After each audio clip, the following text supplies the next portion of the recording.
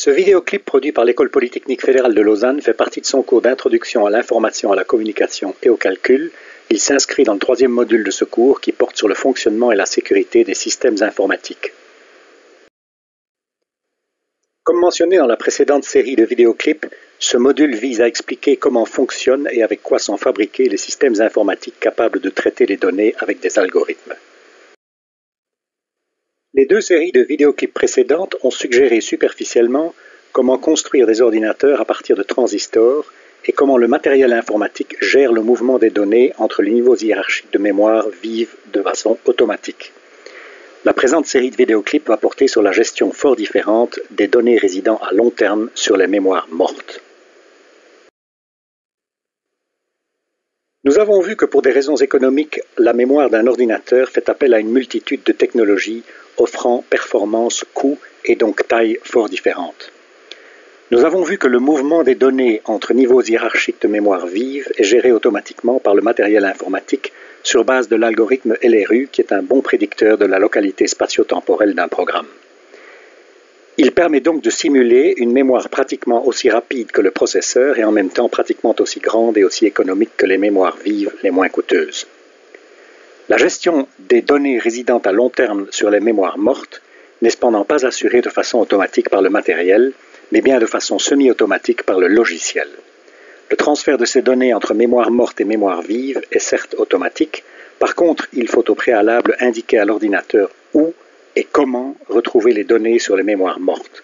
C'est le thème de cette nouvelle série de vidéoclips. Le résultat d'une telle gestion est qu'elle maintient au travers de tous les niveaux de mémoire l'illusion d'une mémoire totale virtuellement aussi rapide que le processeur et en même temps virtuellement aussi grande et aussi économique que les mémoires mortes les moins coûteuses. Nous avons vu dans les clips précédents que mémoire centrale, cache et registre du processeur, bien qu'offrant des performances, des coûts et donc des tailles fort différentes, sont toutes volatiles, encore trop chères et donc trop petites pour contenir toutes les informations dont un ordinateur a besoin à long terme. On est donc bien obligé de recourir à des mémoires mortes non volatiles et surtout moins chères et donc plus grandes pour stocker toutes les données dont un ordinateur a besoin à long terme.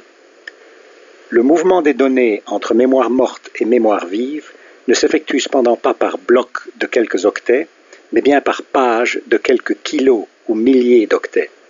Il est régi par le même principe de localité que le transfert entre mémoire centrale et cache, et fonctionne avec le même succès sur le plan des performances grâce au même algorithme LRU. Par contre, il exige de diriger le système pour localiser les données dont il a besoin. Parce que quand un programme démarre, l'ordinateur ne peut pas deviner où et comment retrouver son code et ses données sur les mémoires mortes. Les 5 vidéoclips suivants vont esquisser tour à tour, primo, le besoin de structure dans le stockage des données. Secondo, les types de structures de stockage existants, séquentielles, hiérarchiques, relationnelles, maillées, etc. Tertio, comment identifier, localiser et accéder à des données stockées en mémoire morte. Quarto, comment fonctionnent les systèmes de fichiers. Et enfin, comment fonctionnent les bases de données.